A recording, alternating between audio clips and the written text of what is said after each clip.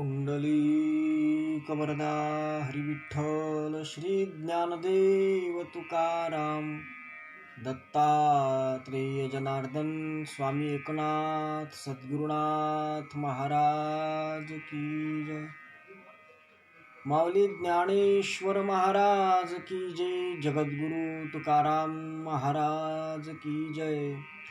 सब साधु संतन की जय। भारत माता की जय। तपोमूर्ती संत गाडगे महाराज की जय। राष्ट्रसंत तुकडोजी महाराज की जय। ऋषिवर्य घुसरकर महाराज की जय। सब साधु संतन की जय। ओम नमस्ते अद्वितीयाय त्रिगुणात्म स्वरूपिणे अनंत कोटि ब्रह्मांड नायकाय परात्मने आनंदमानंदकरः प्रसन्नं सत्यज्ञान स्वरूपं निजबोधयुक्तं योगीन्द्रमिड्यं भवरोगवैद्यं श्री सद्गुरुं नित्यमहं नमामि। ज्ञानदेवं ज्ञानमूर्तिं साक्षात् प्रेमस्वरूपिणं नामदेवं दयामूर्तिं नाथं वन्दे पुनः पुनः। वैराग्यस्य परामूर्तिं देहुक्षेत्रनिवासिनं तुकारामं महत्वन्दे भक्तराजचतुष्टकं श्रीमञ्जुलाभृन्मणिमाणिकेशं श्रीखञ्जरीशं जनहृन्निवेशं श्रीग्रामगीताजनकं प्रशान्तं सद्गुरुराष्ट्रसन्तं सततं नमामि।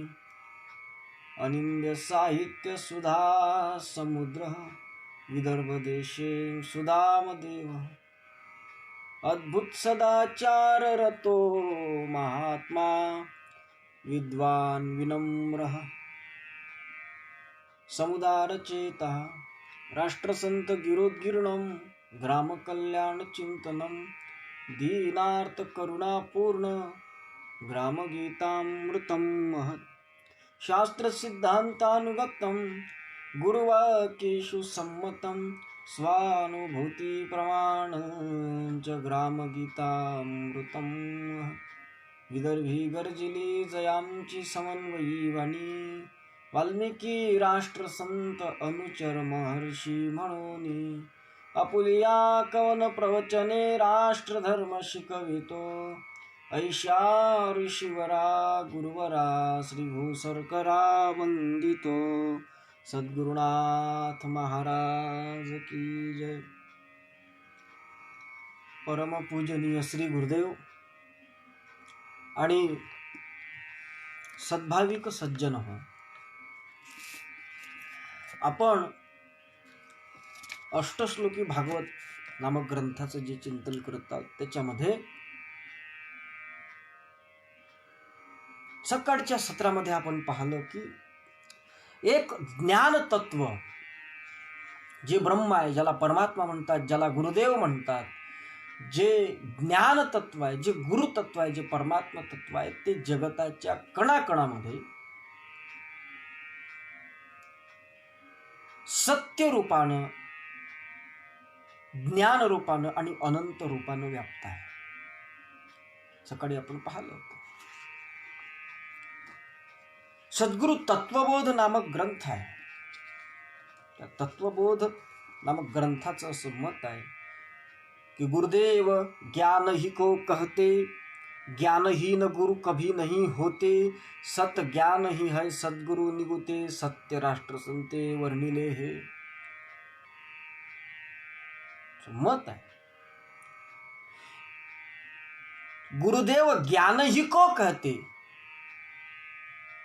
ज्ञान आहे, त्या ज्ञानालाच गुरु म्हणतात आणि ज्या ज्ञानाला गुरु म्हणतात ना ते सर्वत्र प्रत्येक कणाकणामध्ये व्याप्त आहे आणि त्या या भारतातल्याच नव्हे तर अखिल जगातल्या प्रत्येक घटकापासून काहीतरी आपल्याला ज्ञान प्राप्त होत असते आणि ते गुरुच आहेत. आणि जगामध्ये जे जे काही चांगलं आहेत ना ते परमात्म्याची विभूतीच आहे.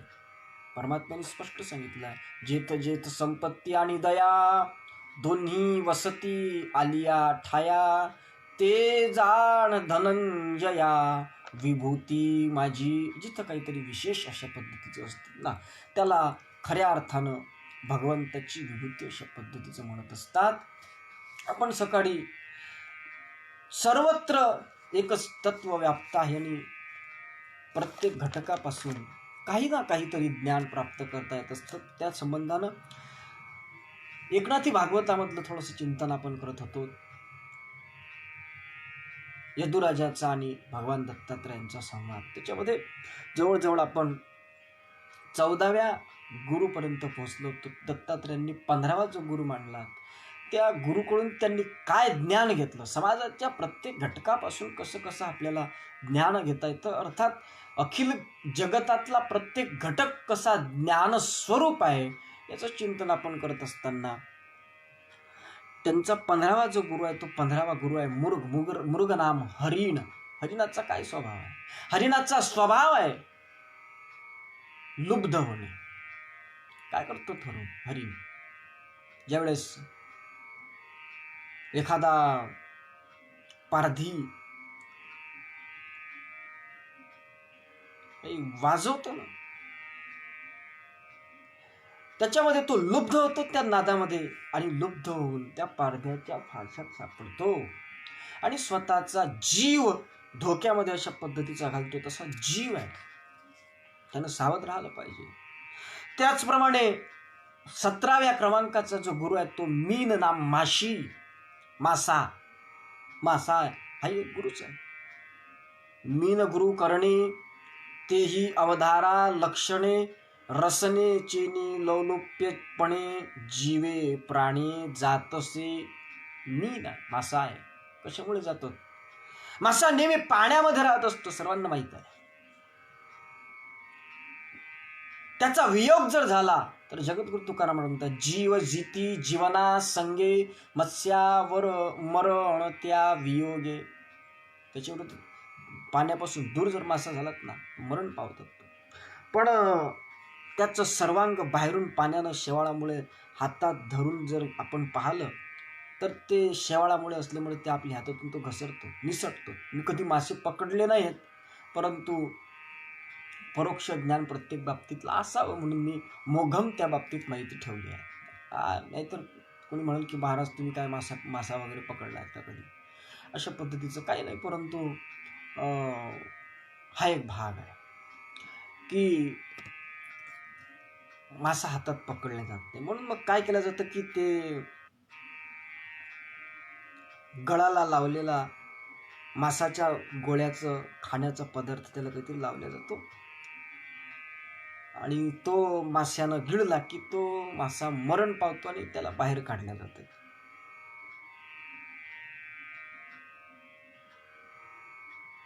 त्याचं कारणच असं आहे, फारसं सांगणे झालं की बुद्धिहीन मासा मांस खाण्याच्या फंद्यात पडला तर मांस खाल्ल्यामुळे तात्काळ मरून पडला. तिथं बुद्धिवान मनुष्य जर मांस खात असतील तर त्यांची काय अवस्था होईल? जगद्गुरु तुकाराम महाराजांनी स्पष्ट सांगितलं आहे. मांस जर बुद्धिवान खात असेल तर त्याची काय हालत होईल? शिकलं पाहिजे. म्हणून जगद्गुरु तुकाराम महाराजांनी स्पष्ट सांगितलंय, मांस खाण्याची हौस करी जोडून वैरी ठेविला, मांसाचा अधिकारी कुत्रा त्यानेच खावा आपुला चारा. त्याच्या व्यतिरिक्त जर तुमचे आमच्यासारखे लोक मांस खात असतील तर जगद्गुरु तुकाराम महाराज म्हणतात की मांस खाती इतर जन ते जाणावे प्रत्यक्ष श्वान. 2 पायाचे कुत्रे आहेत ते जे लोक मांस खात असतील. आणि म्हणून त्या मांसाच्या खाण्याच्या लोलोप्यामुळे त्या ठिकाणी मृग नाम मासा, मीन नाम मासा फसत असतो. म्हणून त्याही ठिकाणी सावध राहिलं पाहिजे. पिंगला नाम वेश्या, तिच्याकडून काय शिकावं? त्या वेश्येच्या रोज तिच्याकडे कोणी ना कोणी येत असताना एक दिवस कोणीच आलं नाही. तिनं वाट पाहिली, शेवटी एकटी झोपून गेली आणि तिच्या मनात विचार आला की एवढी सुंदर मला देह प्राप्त झालेला आहे आणि मी काय करते या देहाच्या माध्यमातून, मी काय केलं पाहिजे? पश्चाताप वाटला आणि त्या दिवसपासून ते जे काही काम तिचं चालू होतं ना वेश्या व्यवसाय, त्याचा धिक्कार अशा पद्धतीचा केला आणि ती त्यावेळेसपासून पश्चातापयुक्त अंतःकरणानं मी आता करणार नाही, हा धंदाच बंद करून टाकते तिने शपथ घेतली आणि तिनं आपलं जीवन सुधरून घेतलं. अर्थात पश्चातापेन शुद्ध ती पापम, पश्चातापानं पाप दग्ध आणि मग आपण जीवन जगू शकतो. पिंगला नामक वेश्येकडून त्या ठिकाणी दत्तात्रयांनी घेतला. समाजाच्या प्रत्येक घटकापासून 9व्या अध्यायामध्ये तर त्यांनी कुकर टिटवा जो आहे ना, त्या टिटव्यापासून बोध घेतलाय. अर्भक नाम लहान बालक आहे, त्याच्यापासून बोध घेतलाय. काय बोध घेतला त्याच्यापासून? हाच बोध घेतला की बालक जे असतं त्याला कुठल्याही प्रकारचा निरभिमान जे असतं ते बालक असते. आणि 20व्या नंबरचं गुरु केलं ते कुमारीला. त्या कुमारीचं कथा आहे, थोडक्यात सांगतो की तिला पाहायला पाहुण्याला तिचं लग्न होणार होतं, पक्क होणार होतं, परंतु तिच्या घरी जे काही व्यवस्था नव्हती, ते जे काही जेवणाचं होतं ते कांडायचं होतं. ते कांडत असताना तिने विचार केला की बांगड्यांचा आवाज झाला नाही पाहिजे, म्हणून बांगड्या जर फोडल्या तर बांगड्या फोडल्या तर ते चुकीचं ठरते. पाहुणे पाहायला आलेले, हातात बांगड्या असल्या पाहिजे. मग काय करायचं? तिनं काय हुशारी केली, 2 बांगड्या काढून ठेवल्या, फक्त 3 बांगड्या हातात ठेवल्या. काढून पाहिलं त्याचा आवाज येत होता. त्या मुलीनं काय केलं, सगळ्या काढून ठेवल्या, फक्त 1 बांगडी तिच्या हातात ठेवली आणि मग तिनं ते खुशाल काढलं. त्यावेळेस कुठल्याही प्रकारचा आवाज झाला नाही. अर्थात एकापेक्षा अनेक देव जर असेल तर त्याची भक्तीत स्थिरता निर्माण होत नाही. आणि म्हणून ज्याशी नाही एक देव, सातापाचा ठाई भाव, नाही निश्चळ अंतरी, मन फिरे दारोदारी, अशी त्याची अवस्था होत असते. आणि म्हणून साप हा 21वा गुरु केला दत्तात्रयांनी. कशा करता केला? ह्याची साधावया साधन, गृहारंभे वीण एकपण, सर्प गुरु केला जाण, हेची लक्षण देखोन. अर्थात एकांतवास त्या सर्पाला आवडतो आणि राहण्याच्या दृष्टीने तो फारसं काही स्वतःचे घर वगैरे बांधत नाही, म्हणून तो केला. आणि कातीन, सृष्टी रचली कैसेनी निपजली कोणापासून, याची अर्थी गुरु कातिनी, नाही का, लक्ष लावणी म्या केली, याच्याकरिता कातीन गुरु केली म्हणतात. ती 22वी. 23वा लोहार गुरु केला, जो एकाग्र चित्तानं आपलं काम करतो, आजूबाजूनं काय चाललंय त्याचं त्याला भान राहत नाही, अशा पद्धतीचं चित्तवृत्ती एकाग्र आणि अंतर्मुख करणं हेच खरं परमार्थाचं लक्षण आहे. चित्तवृत्ती बाहेर भटकत असेल आणि आम्ही परमार्थ करत असू तर तो परमार्थ सफल ठरू शकत नाही. आणि 24वा शेवटचा जो गुरु केला दत्तात्रयांनी, तो गुरु हा केला भिंगोटी. कारण काय? भिंगोटी अडीसी गोंजारी, निज ध्यासे आपणा समान करी, तैसा देव भक्ता लागी धरी, साधन जाळे पसरवोनी. नाथ महाराजांनी सांगितलं, भिंगोटी किती धरी, कोंडी भिंती माजिले घरी, ते मरण भय ध्यान करी, निरंतरी भ्रमरीचे, तेने ध्याने किटी, होऊनी ठाके भिंगोटी. नाही का, प्रत्यक्ष दृष्टी देखीजे, नाथ महाराज सांगतात.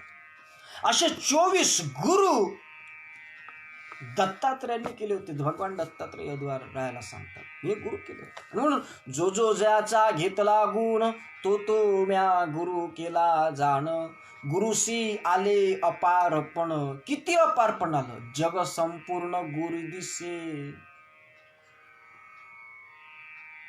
जगच संपूर्ण मला गुरु दिसून राहिलं असं सांगतात. आणि म्हणून एकनाथी भागवताच्या 17व्या अध्यायामध्ये आणि श्रीमद भगवद्गीतेच्या 10व्या अध्यायामध्ये विभूती आहे, विभूती योग सांगितलेला आहे भगवान कृष्णाने. आपला चिंतनाचा विषयच आहे, सत ज्ञान ही तू है सदा, यह विश्वभर में ध्यान हो. अखिल विश्वामध्ये हे व्याप्त असलेलं तत्व आहे, याच आम्हाला अखंड स्मरण राहावं, हा विषय. यास घेता येते नवे या जगामध्ये, म्हणून सान थोर न म्हणावे, ऊच नीच भाव सांडावे, एक मीची ऐसे मानावे, वस्तू जाता ती. भगवान सांगतात ज्ञानेश्वरीच्या माध्यमातून. काय बोलतात? उच्च नीच भाव सगळे विसरून जाऊन एकच तत्व चैतन्य घन सागरी बर्फ तुकड्या समान व्याप्त आहे, हे समजलं पाहिजे. यद्य विभूतिम स्वत्वम श्रीमदुर्जितमेव वा तत्तदेवावगच्छत्वम मम तेजोश संभवम. भगवान सांगतात अर्जुना, जेथ जेथ संपत्ती आणि दया दोन्ही वसती आलिया ठाया, ते ते जाण धनंजया विभूती माझी. ज्या ठिकाणी अशा पद्धतीचं काय दिसते ना विशेष, ज्या ज्या ठिकाणी संपत्ती आणि दया यांचं वास्तव्य आहे ना, त्या त्या ठिकाणी निशंक माझा अंश आहे असं समज भगवान कृष्ण अर्जुनाला सांगतात. त्याही पुढे सांगतात की अथवा बहुनय तेन किम, श्रीमद भगवद्गीतेच्या 10व्या अध्यायातला शेवटचा श्लोक. अथवा बहुनय तेन किम ज्ञातेन तवा अर्जुन विष्टभ्याहमिदं कुत्न मेकांशेन स्थितो जगत. अर्थात सांगतो माझ्या एका अंशावरती जगत स्थित आहे, भगवान कृष्ण सांगतात. अथवा एकलेक बिंब गगनी परिप्रभा फाके त्रय भुवनी, तेवी एकाकियाची सकळ जनी आज्ञा पाडीजे. काय वर्णन केलं. आकाशामध्ये सूर्याचं बिंब एक जरी असलं तरी ज्याप्रमाणे त्रिभुवनात त्याची प्रभा फाकतेत ना, त्याप्रमाणे एकट्याची सर्व जग आज्ञा पाळते. आणि ती ज्याची आज्ञा पाळतात ना, त्या जगात ज्याची आज्ञा पाळली जाते तोच परमात्मा आहे, तोच गुरुदेव आहे आणि तोच सर्वत्र व्यापला आहे. भगवान ज्ञानेश्वरीच्या माध्यमातून आता पै माझेनी एके अंशे हे जग व्यापिले असे, या लागी भेदू सांडुनी सरिसे साम्ये भज. भगवान सांगतात. काय सांगतात भगवान? एका अंशानं व्यापलेलं जे सारं जगत आहे ना, हे व्यापलेलं सगळं जगत माझ्या ठिकाणी माझ्या एका अंशानं व्यापलेलं आहे असं म्हणतात. बाकीचं शिल्लकच आहे, फक्त एक अंशानं हे जग व्यापलेलं आहे असं सांगतात. महाराजांनी दुजोरा दिला आहे. अगर तुम्हारी छटा न होती तो सारी खिलकत मरी हुई थी, कहा छुपाते हो कर हुस्न अपना. अनुभव प्रकाश भजनावलीतलं भजन आहे. म्हणून एकूण या विश्वातला कण आणि कण हा ज्ञान कण आहे. अर्थात ज्ञान स्वरूप गुरुदेवानं म्हणजे चित तत्वानं व्यापलेला आहे. हा भाव आपल्या ठिकाणी प्रगट व्हावा आणि तो भाव आपल्या नित्य स्मरणात राहावा, नित्य आपल्या या भावाकडे आपलं लक्ष असावं. हेच सांगण्याकरता महाराज असं म्हणतात की सत ज्ञान ही तू है सदा, यह विश्वभर में ध्यान हो. विश्वभरामध्ये ध्यान आमचं असावं. काही तो व्याप्त आहे, कारण चित तत्वानं तो व्यापलेला आहे. स्वात्म प्रकाशिका नामक जो काही एक वेदांत प्रवर ग्रंथ आहे, त्या ग्रंथामध्ये स्पष्ट सांगितलेलं आहे की चिदेव देहस्तु चिदेव लोकः. चित स्वरूप सर्वत्र व्यापलेलं आहे, सर्व चैतन्य पूर्ण व्यापलेला आहे. अशा पद्धतीचा भाव. अर्थातच आमच्या भारतीय संस्कृतीमध्ये जे काही उपनिषद अशा पद्धतीचे असतील, त्या उपनिषदांमध्ये जे सांगितलेलं आहे त्याच्यापैकी श्वेतरोपनिषद नावाचं उपनिषद आहे. त्या उपनिषदामध्ये स्पष्ट सांगितलेलं आहे की एको देवो सर्वभूतेषु गूढः सर्वव्यापी सर्वभूतांतरात्मा सर्वाध्यक्षः सर्वभूताधिवासः साक्षी चेता केवलो निर्गुणश्च. काय म्हणते श्वेतरोपनिषद? ते उपनिषदाचं म्हणणं आहे की एकच देव आहे. एको देव सर्वभूतेषु गूढः. एकच देव आहे, गूढ रूपानं तो व्याप्त आहे. कसा व्याप्त आहे? जो स्पष्ट दिसत नाही, परंतु हर जग की रोशनी में भूल भुलैया तू ही तू आहे असं तुकडोजी महाराज म्हणतात. तसा तो व्याप्त आहे. तेरी सत्ता किंवा सारी दुनिया का तू ही करंडार, बिना तेरी न किसी को लगा पा रहे असं तो सर्वत्र एको देव, पण तो एकच आहे. एको देव सर्वभूतेषु गूढः, पण कसा आहे सर्वव्यापी, सर्वभूतांतरात्मा, सर्वव्यापी आहे आणि सर्वभूतांतरात्मा, सर्व प्राणी मात्रांचा आत्मा जो आहे तोच तो आहे.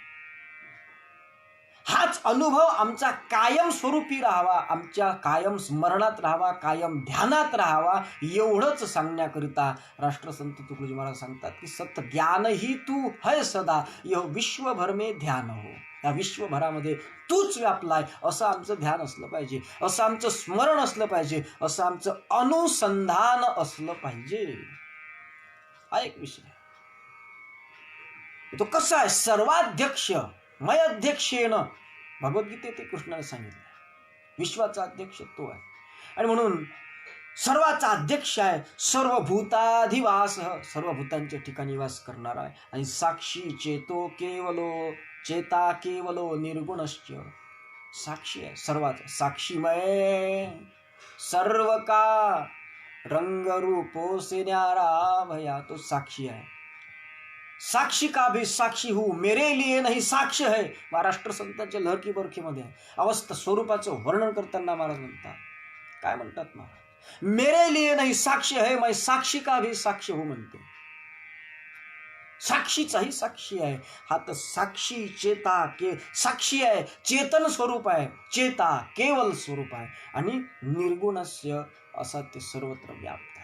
ते एकची तत्व चैतन्य घन, सागरी बर्फ तुकड्या समान, त्यावरी सजले विविधपण. हे जी ग्रामगीतेची ओवी आहे, त्या ग्रामगीतेच्या ओवीला हेच सांगायचं आहे. ऋग्वेद नामक जो काही ग्रंथ आहे, आमच्या भारतीय संस्कृतीमध्ये 4 वेद आहेत. त्या 4 वेदामध्ये 3 वेद हे त्रिकांडात्मक मानले गेले आहे. ऋक् साम यजुर एवच, ऋग्वेद आहे, यजुर्वेद आणि सामवेद आहे, अथर्ववेद हा नंतरचा वेद. 4 वेद आहे. त्याच्यापैकी ऋग्वेद नावाचा जो वेद आहे त्या वेदानं स्पष्ट सांगितलं आहे एकम सत्विप्रा बहुधा विदंती, एकच सत्तत्व आहे, त्याला अनेक नावांनी आमचे लोक नाव देतात, अनेक नावांनी त्याला हाक मारतात, मात्र ते तत्व एकच आहे, एकच तत्व आहे. या श्रुतीच्या वचनाप्रमाणे एकच सर्वव्यापी तत्वाला अनेक लोकांनी अनेक नावं दिली असतील, पण ते तत्व मात्र एकच आहे. एकची तत्व चैतन्य घन सर्वत्र व्याप्त आहे. ऋग्वेदानं स्पष्ट सांगितलं आहे एकम सत्विप्रा बहुधा विदंती, एकच आहे पण त्याला अनेक नावांनी उच्चारले जाते. वस्तुतः विचार जर केला तर नामभेदो न वस्तुतः, वास्तविकरित्या त्याच्यामध्ये त्याच्या नामामध्ये भेद जरी असला तरी वस्तुतः त्याच्यामध्ये भेद नाही, वस्तू एकच आहे. उदाहरणार्थ एक घर आहे, त्या घरातला एक माणूस आहे, त्या एकाच माणसाला त्याची पत्नी आहो म्हणते. आता नाव घेतात तो माझा प्रश्न नाही, पण शास्त्र सांगते 10 लोकांची नाव घेऊ नये, त्याच्यात पत्नीनं पतीचं वा पत्नीनं पतीचं किंवा पतीने पत्नीचं नाव घेऊ नये, परस्पराचं नाव घेऊ नये असाही उल्लेख आलेला आहे. त्याच्यामध्ये पतीचं नाव घेऊ नये म्हणून ती त्याला अहो म्हणत असेल वा तिला आपला नवरा म्हणत असेल, त्याच व्यक्तीला त्याचा मुलगा बाबा म्हणतो, त्याच व्यक्तीला त्याची सून सासरा म्हणते, त्याच व्यक्तीला नाना जसे जसे नाते बदलत जातील तसे बदललेल्या नात्यासोबत नातं बदलल्यामुळे त्या ठिकाणी त्याला आवाज देणारी मंडळी वेगळ्या वेगळ्या नात्यानं वा वेगळ्या वेगळ्या नावानं जरी हाक मारत असले तरी ती व्यक्ती मात्र एकच आहे. भविष्य पुराणामध्ये एक श्लोक आला, फार तुम्हालाही तो विशेष वाटेल जरा. काय श्लोक आहे तो? रविवारेच संडेश्च षष्टिः सिक्ष्टिति च ज्ञेया. काय म्हणतात भविष्यपुराण? भविष्यपुराण म्हणते की रविवारेच संडेश्च, रविवार आणि संडे दोन वेगळे वेगळे, असं कोणी मान्य करत का दोन वेगळे वेगळे? नाही, एकच वार आहे. त्याच वाराला मराठीमध्ये रविवार म्हणतात, त्याच वाराला इंग्रजीमध्ये संडे म्हणतात. एकच वार आहे पण त्याचे दोन नावं. ते भाषा भेदश्च विदुविदुः. भाषा वेगळ्या वेगळ्या भाषा असल्यामुळे तो बदल झालेला आहे.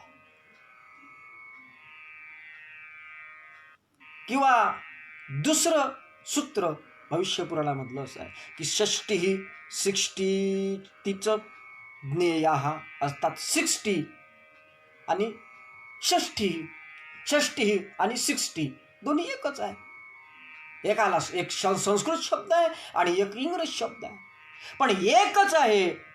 आणि म्हणून संस्कृतमध्ये नाव द्या की इंग्रजीमध्ये नाव द्या की कोणत्याही भाषेमध्ये नाव द्या, कुठल्याही भाषेमध्ये जर तुम्ही नाव देत असाल तरीही मात्र त्या वस्तूमध्ये कुठल्याही प्रकारचा बदल पडणार नाही. परंतु त्या नावावरून जर तुम्ही भांडण करत असाल तर तुमच्या इतके मूर्ख तुम्हीच. अनंत कोटी मूर्ख मरण पावले असतील आणि ते मेल्यानंतर तुमचा जन्म झाला असेल इतकं मूर्खत्व जर तुमच्या ठिकाणी असेल तरच तुम्ही त्याच्या वेगवेगळ्या नामावरून भांडणं माजवत बसाल, अन्यथा नाही. कारण ज्ञानी लोक जे आहेत त्यांच्या दृष्टीनं वा जे खरे देवाचे भक्त आहेत ना त्यांच्या दृष्टीनं वादो नावलंब्य, नारद भक्ती सूत्रामध्ये नारदांनी सांगितलं वादाचा अवलंब करू नये, हे त्याचं सूत्र आहे. आणि म्हणून देव त्याचे नाव जरी वेगळे ठेवले, कबीर महाराजांचं एक सुंदर मला दोहा आठवते. कबीर महाराज म्हणतात की भाई रे दुई जगदीश कहाते आया. प्रश्न विचारलाय कबीर महाराजांनी. कबीर महाराज काय म्हणतात, भाई रे दुई जगदीश कहाते आया. दुसरा जगदीश कुठून आला? अरे जग एक आहे ना, मग एक जर जग आहे तर त्या जगाचा राजा सुद्धा एकच राहील. जसं भारत देश आहे, भारत देशाचे पंतप्रधान परम आदरणीय नरेंद्रजी मोदी आहेत. एखादा म्हणेल की नाही आम्हाला नरेंद्र मोदी मान्य नाही आहे, आम्ही उद्धवजी ठाकरेंना म्हणू की ते आमचे पंतप्रधान आहे. कसं शक्य आहे? एकच पंतप्रधान आहे. देश जर भारत तुमचा माझा एक आहे ना तर तुमच्याही दृष्टीनं आणि माझ्याही दृष्टीनं पंतप्रधान हा एकच राहील. म्हणून जग जर एक आहे तर जगताचा ईश दुसरा कुठून आला? ग्रामगीतेत प्रश्न विचारलाय महाराजांनी. प्रत्येक जण असा म्हणतात ना की जग आमच्या देवानं निर्माण केलं. मग महाराज त्याला प्रश्न विचारतात की ऐसे जगदाधिपती परमेश्वर काय असतील 100? ग्रामगीतेत ओळी आली आहे. मग असे जे जगताचे अधिपती असलेले जे ईश्वर असतील ते काय 100 आहेत? नाही आहे. अर्थात एकांशेन स्थितम जगत, एकानंच ते सगळं केलेलं आहे, एकाचाच खेळ आहे. आणि कबीर महाराज म्हणून सांगतात की भाई रे दुई जगदीश कहाते आया, अल्लाह राम करीमा केशव हरी हजरत नाम धराया. त्यालाच अल्लाह म्हणतात मुस्लिम बांधव, त्यालाच राम म्हणतात आमचे हिंदू बांधव, त्यालाच करीम म्हणतात, त्यालाच केशव म्हणतात, त्यालाच हरी म्हणतात. नाही काय आवाज त्याच्या कर्मानुसार, त्याच्या स्वभावानुसार त्याचे नाव ठेवले आहे. आम्ही लहानपणी शाळेमध्ये जात असताना गीत म्हणत होतो. आता आमच्या गावातल्या सामुदायिक प्रार्थनेमध्ये आम्ही ते नामधून म्हणून त्याच्या सुरुवातीच्या 1-2 ओळी वापरतोय. तू ही राम है तू रहीम है तू करीम कृष्ण खुदा हुआ, तू ही वाहे गुरु तू यशू मसीह. नाही का हे आम्ही म्हणत होतो ना. एक प्रार्थना होती, लहानपणी म्हटल्या जात होती. राष्ट्रपिता महात्मा गांधींच्या आश्रमामध्ये ती सर्वधर्मीय प्रार्थना म्हणून मान्यता पावलेली एक प्रार्थना आहे. सर्वांच्या परिचयाची प्रार्थना आहे. ज्या प्रार्थनेला राष्ट्रसंत तुकडोजी महाराजांनी 1968 साली जे प्रार्थनेचं पुस्तक काढलं होतं ना, सक्रिय पाठाचं पुस्तक, मोफत त्याचं वाटप केलं होतं. त्या पुस्तकामध्ये ती प्रार्थना नामधून म्हणून टाकली होती, गुरुदेव सेवा मंडळाची अधिकृत नामधून म्हणून. ते नामधून सुद्धा आपल्याला तोच संदेश देते. काय म्हणते ते नामधून? ओम तत्सत श्री नारायण तू पुरुषोत्तम गुरु तू, सिद्ध बुद्ध तू, स्कंध विनायक सविता पावक तू, ब्रह्ममस्य तू, यौह शक्ती तू, यशुपिता प्रभू तू,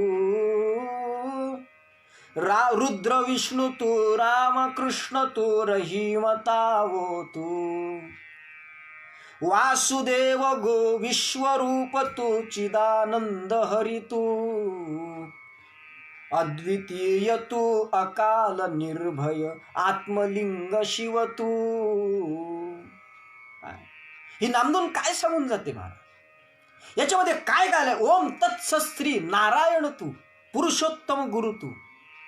ज्याला वेगवेगळे नावं दिले असतील, कोणी ब्रह्म म्हणत असेल, कोणी चैतन्य म्हणत असेल, कोणी निर्वाण म्हणत असेल, कोणी काय म्हणत असेल, हे वेगळे वेगळे नावं जरी दिले असतील तरी सुद्धा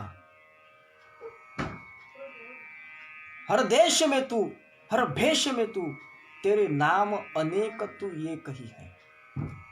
नाव एक आहे, तेरे नाम अनेक तू एक ही है.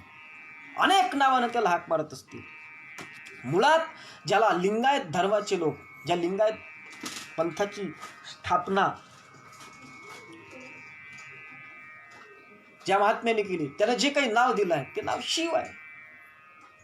शैवपंथी त्याला शिव म्हणत असतील, तथागत भगवान गौतम बुद्धांचे अनुयायी त्याला निर्वाण म्हणत असतील, वेगळे वेगळे नाव जरी त्यांनी दिले असतील, माझ्यावरती यादीच होती हो, तुम्हाला दाखवेल ती. एका भाषेमध्ये त्याला पप्पा म्हणतात, प्रत्येक भाषेमध्ये त्याला काय म्हणतात त्याची माझ्याकडे यादी होती. आता मला लक्ष नाही म्हणणं तर वाचून दाखवली असती आता माझ्याजवळ असती. परंतु एक श्लोक मला आठवतोय, एक श्लोक फार सुंदर श्लोक आला. त्या श्लोकामध्ये त्यांनी फार सुंदर वर्णन केलं. ते म्हणतात की यम शैवा समुपासते शिवम इति ब्रह्मेति वेदांतिनो, बौद्धा बुद्ध इति प्रमाण पटवो, करतेति नैयाटिकाः, अर्हन् नित्यस्थ जैन शासनरता, कर्मेति मीमांसकाः, सोऽयं वो विदधातु वांछित फलम त्रैलोक्यनाथो हरी. काय सांगते ते श्लोक? त्या श्लोकाचं मत काय? त्या श्लोकाचं मत हेच आहे की यम शैवा समुपासते शिव, जे शैवपंथी असतील ते त्याला शिव अशा पद्धतीचं त्याचं नामाभिधान ठेवून त्याची उपासना करतात. त्याच ठिकाणी त्याला शिव असं म्हणतात ना, त्याच शिवाला ब्रह्मेति वेदांतिनो, जे ब्रह्म वेदांती लोक असतील, ज्यांनी वेदांताचा अभ्यास केला असेल, वेदांत शास्त्राच्या ज्यांनी वेदांत शास्त्रामधले जे प्रकांड पंडित अशा पद्धतीचे असतील, धुड्डाचार्य असतील, ते लोक काय म्हणतात? ते त्याच चैतन्याला, त्याच शिवाला ब्रह्म अशा पद्धतीची संज्ञा देतात. वेदांतामध्ये त्याला ब्रह्म म्हटलंय, त्यालाच शैव पंथामध्ये शिव म्हटलंय. एकच तत्व आहे, परंतु त्याचे नाव वेगळे. भाषा भेदश्च विदुविदुः. त्याच शिवाला नाम, त्याच ब्रह्माला नाम, त्याच चैतन्याला काय म्हटलं जाते? बुद्ध लोक काय म्हणतात? बौद्धा बुद्ध इति प्रमाण पटवो. बौद्ध लोक त्याला निर्वाण म्हणतात किंवा बुद्ध अवस्था म्हणत असतील. बुद्ध ही व्यक्ती नाही आहे, बुद्ध ही अवस्था आहे. आणि त्या अवस्थेला पोहोचलेल्या तथागत सिद्धार्थाला भगवान बुद्ध म्हटलं जाते. भगवान बुद्ध सुद्धा एक नाही, 28 बुद्ध झाले. वाचात 18 बौद्ध वाचात तुम्ही. त्यांच्या त्या कथा ज्या आहेत, तथागत भगवान 18 निकाय आहेत त्यांचे, वाचून. सुत्त पिटक, विनय पिटक, जे त्रिपिटक आहे ते त्रिपिटक वाचून पाहत म्हणजे लक्षात येईल. वरवर जे भामटे बोलतात तुमच्यासोबत, त्यांच्यावरती विश्वास ठेवू नका. त्यांची बोलाचा मज नाही विश्वास, धरली तुझी कास तू का, त्यांच्या बोलाचा विश्वास ठेवू नका. जे तथागत भगवान गौतम बुद्धांनी 2500 प्रवचनं दिले होते त्या काळामध्ये, ते जे 5 भिक्खू होते त्यांचे शिष्य, त्यांच्या समोर दिलेले त्यांचे ते प्रवचन, त्याला त्रिपिटक असं म्हणतात. त्याचे 3 ग्रंथ आहेत, वाचून पाहा तुम्ही. नागसेन लिंद प्रश्नावली म्हणजे तुमच्या लक्षात येईल. त्याला निर्वाण म्हणतात तथागत भगवान बुद्धांच्या साहित्यामध्ये. भगवान बुद्ध मौन राहिले. काय कारण आहे मौन राहण्याचं? त्याचं कारणच ते आहे की यतो वाचा निवर्तन्ते असं तत्व आहेत, म्हणून भगवान बुद्ध मौन राहिले. मूर्खांनी त्याचा अर्थ असा काढला की भगवान बुद्धांनी नकारलं म्हणून. तो जाऊ दे, तो माझा विषय नाही. परंतु त्यालाच भगवान बुद्धांनी निर्वाण अशा पद्धतीचं म्हटलं आहे. त्यालाच करते ती नैयायिक न्यायशास्त्र आहे 6 शास्त्रामध्ये एक. त्या नैयायिक शास्त्राचं असं मत आहे की जगताचा कर्ता परमात्मा आहे आणि म्हणून त्यांनी त्याला कर्ता अशा पद्धतीचं संबोधन त्या नैयायिक शास्त्रामध्ये वापरलं आहे. त्याच तत्वाला अर्हन् नित्यस्थ जैन शासनरत, त्याच शासनकर्त्याला जैन धर्मामध्ये अरिहंतानाम अशा पद्धतीचं ओम नमो अरिहंतानाम अशा पद्धतीचं म्हटलं आहे. ओम नमो अरिहंतानाम, ओम नमो सिद्धानाम अशी त्यांची प्रार्थना आहे, जैन धर्माची प्रार्थना. त्यांचं मत असं आहे की हे जे तत्व आहे ज्याला आम्ही अरिहंत, आम्ही ब्रह्म म्हणतो, कोणी त्याला चैतन्य म्हणतो, कोणी त्याला शैव म्हणतो, कोणी त्याला कर्ता म्हणतो, त्याला कोणी निर्वाण म्हणतात ना, त्यालाच जैन धर्माचे बांधव जे आहेत ते जैन धर्मीय बांधव त्यालाच अरिहंत अशा पद्धतीनं म्हणतात. त्याच ठिकाणी कर्मेती मीमांसक, त्याला मीमांसक शास्त्रातले लोक कर्म अशा पद्धतीचं म्हणून संबोधतात आणि त्यालाच सोयम विदधातु वांछित फलम त्रैलोक्यनाथो हरिही असा जो नाना नामांनी परिचित अशा पद्धतीचा होत असतो ना, त्यालाच आमच्या भारतीय संस्कृती नाही आमच्या महाराष्ट्रीय संतांनी त्यालाच हरी म्हटलं आहे. हरी व्यापक सर्वत्र समान हरी म्हटलं आहे. हरिहरंती पापाणी, पापाचं हरण करतो त्याला हरी म्हटलं आहे. अर्थात त्याचे नाव जरी वेगळे वेगळे असले तरी ते एकच तत्व आहे. ते कसं आहे त्याचं वर्णन ईशावास्य उपनिषदानं केलेलं आहे. ओम ईशावास्यमिदं सर्वं यत्किंच जगत्यां जगत् तेन त्यक्तेन भुञ्जिथाः मा गृधः कस्य स्विद्धनं यं ब्रह्मा वरुणेन्द्र रुद्र मरुतः स्तुन्वन्ति दिव्यैश्वरैर् वेदै सांग प्रक्रमोपनिषदै गायन्ति यं सामगः ध्यानावस्थित तद्गतेन मनसा पश्यन्ति यं योगिनां यस्यान्तं न विदुः सुरसुरगणा देवाय तस्मै नमः अशा पद्धतीचं त्याचं वर्णन ईशावास्य उपनिषदामध्ये. जे सर्वत्र व्याप्त आहेत ना त्याला योगी ध्यानाच्या माध्यमातून पाहतात. ज्याचं तुका म्हणे ज्याते इंद्रादिका ध्यान असं जे तत्व आहेत ना त्यालाच आम्ही देव म्हणतो, त्यालाच आम्ही हरी म्हणतो, त्यालाच आम्ही गुरुदेव म्हणतो, त्यालाच आम्ही परमात्मा म्हणतो. आणि तो अनेक नावांनी अनेक रूपांनी एकच तत्व ते व्यापलेलं आहे सर्व जगामध्ये. ही आमची धारणा झाली पाहिजे. हे आमचं अखंड स्मरण आमचं या दृष्टीनं असलं पाहिजे. हीच भावना तुमच्या आमच्या हृदयामध्ये रुजवण्याकरता महाराज सांगतात की तू है काय सांगतात की महाराज सांगतात की सर्वत्र व्यापला है यह विश्वभर में ध्यान हो, तू है निरामय एक रस है व्याप्त बिना शेष अशा पद्धतीची ती अवस्था.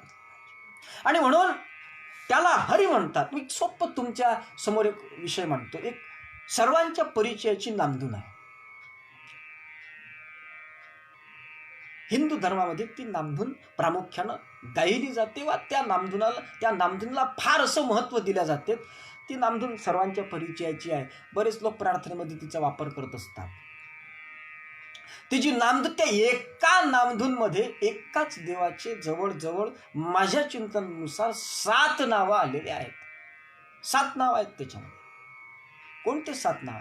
श्रीकृष्ण गोविंद हरे मुरारी हे नाथ नारायण वासुदेव. 7 नाव. काय म्हणणं आहे त्याचं? श्रीकृष्ण जो कृष्ण आहे, ज्याचं नाव कृष्ण आहे, तो एक कृष्ण आहे, त्यालाच काय म्हणतात? श्रीकृष्ण गोविंद. ज्यावेळेस तो इंद्रियाचं विंदन नाम इंद्रियाचा दमन करतो ना त्याला गोविंद म्हणतात. श्रीकृष्ण गोविंद हरे ज्यावेळेस तो पापाचं हरण करतो, हरिहरंती पापानी, जो पापाचं हरण करतो त्यावेळेस त्याला हरी म्हणतात. काय म्हणतात? श्रीकृष्ण गोविंद हरे मुरारी. ज्यावेळेस तो त्या भौमासुराचा वध करायला जातो त्यावेळेस त्याचा जो मूर नावाचा जो काही द्वारपाल आहे तो राक्षस आहे त्याचा वध करतो ना, त्यावेळेस मूर नामक राक्षसाचा अरी म्हणजे शत्रू म्हणून त्याला मुरारी म्हणतात. श्रीकृष्ण गोविंद हरे मुरारी. हे नाथ, त्यालाच हे नाथ म्हणजे मालक म्हणतात जगाचं. आणि हे नाथ नारायण, नार म्हणजे पाणी आणि पाण्यामध्ये वास करणारा नारायण, वासुदेव, वसुदेवाचा पुत्र वासुदेव, असे 7 नावं एकाच देवाला वापरतात. त्याही पुढे जाऊन उर्दू कवी सईद नावाचा एक उर्दू कवी आहे, त्या कवीचं समत आहे की राम कहो रहीमान कहो दोनों की गरज अल्लाह से है, दीन कहो या धर्म कहो मतलब तो उसकी राह से है, फिर क्यों लड़ता मूर्ख बंदे यह तेरी खाम खयाली है पेड़ के जड़ तो एक वही हर मजहब का एक एक डाली है. झाड आहे, एकापासून अवघे झाले. मुक्ताबाईचा अभंग आहे, आदिशक्ती मुक्ताबाईचा. आणि म्हणून राष्ट्रसंत तुकडोजी महाराजांना तेच नेमकं सांगायचं आहे की हर देश में तू हर भेष में तू तेरे नाम अनेक तू एक आहे. किंवा आमच्या ज्ञानेश्वर महाराजांच्या भाषेत जर बोलायचं झालं तर माऊली ज्ञानेश्वर महाराज म्हणतात की अनंत रूपे अनंत वेशे देखिले म्या त्यासी, बाप रखमा देवीवर उखून बांधली कैसी. अनंत रूपानं अनंत वेशानं मी त्याला पाहलं म्हणते. आमचे संत सांगतात अनेक रूपानं तो नटलेला जरी असला तरी तो एकच आहे. भाससी विश्वरूपी, तो भासतोय वेगळ्या वेगळ्या रूपानं मात्र तो आहे एकच. आणि म्हणून तो ईश्वर जर एक आहे तर त्याचे पंथ, ईश्वर सर्वाठाई व्यापला आहे ना, एकच ईश्वर. मग तो पंथी नाही विभागला, मग कुठं पंथांना वेगवेगळं, कुठं कोणत्या संप्रदायाला वेगळं अस्तित्व निर्माण झालं, सगळे तिथं सामावून गेले. जगद्गुरु तुकाराम महाराजांच्या भाषेत बोलायचं झालं तर देशकाल वस्तू भेद मावळला, आत्मा निर्वाळला, विश्वाकार आत्मा निर्वाळला. देश काल वस्तू तो एका देशापुरता मर्यादित नाही आहे, एका कालापुरता मर्यादित नाही आहे, एका वस्तूपुरता मर्यादित नाही आहे, एका तीर्थक्षेत्रामध्ये तो व्याप्त नाही, फक्त एका संप्रदायामध्ये नाही, फक्त एका पंथामध्ये नाही, फक्त एका ग्रंथामध्ये नाही, तर सगळं हर जगह की रोशनी में भुल भुल आती है.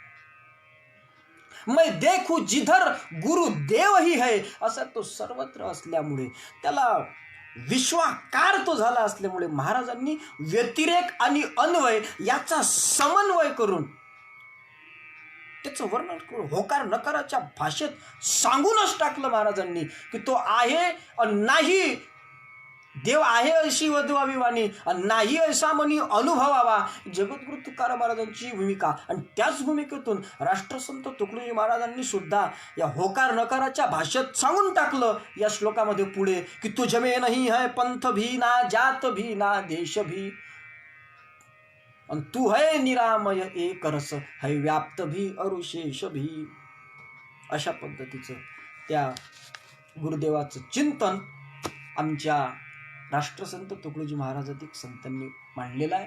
त्या संतांचा जो काही विचार आहे तो विचार हाच आहे की ते ज्ञानतत्व, ते सततत्व सगळीकडे व्याप्त आहे. त्याला वेगळ्या वेगळ्या नावानं हाक मारत असतील ना लोक, परंतु ते वेगळ्या वेगळ्या नावानं जरी हाक मारत असली तरी तो एकच आहे. उदाहरणार्थ एक गहू आणि प्रकार बहु. गहू एकच आहे, पण त्या गव्हापासून काही लोक पोळ्या करतात, त्याच्या कणकीपासून, कोणी त्याच्यापासून धापोडे करतात, कोणी त्याच्यापासून रोडगे, त्याला काही भागात पानगी म्हणतात, ते करतात. पण एकाच गव्हापासून झाले आहेत ना. किंवा गहू जरी असला तरी गव्हाचे प्रकार आहे, ते तांदळाचे प्रकार आहेत ना. कालीमुछ आहे, कंट्रोलचा तांदूळ वेगळाच तांदूळ आहे, तो साधा तांदूळ आहे. कालीमुछ आहे, अनेक प्रकारचे. आता मग आम्ही काही ते फारसं त्या व्यवहारात पडत नसल्यामुळे मला काय माहिती, पण अनेक प्रकारचे गहू आहे, अनेक प्रकारचे तांदूळाचे प्रकार आहेत. तिथं घ्यायला गेल्यावर तुम्ही विचारत असता कोणता तांदूळ आहे, कोणता गहू आहे, विचारत असता.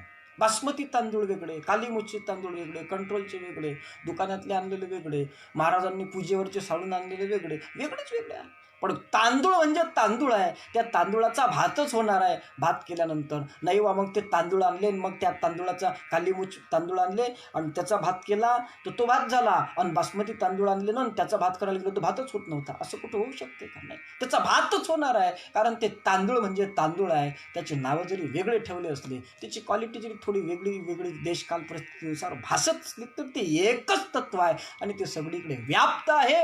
हेच आमचं खऱ्या अर्थानं ध्यान असावं, असं राष्ट्रसंत तुकडोजी महाराजांना या ठिकाणी सांगायचं आहे. आता तो कुठल्याही पंथामध्ये, संप्रदायामध्ये, जातीमध्ये विभागलेला नसून तो सर्वत्र समान व्याप्त आहे.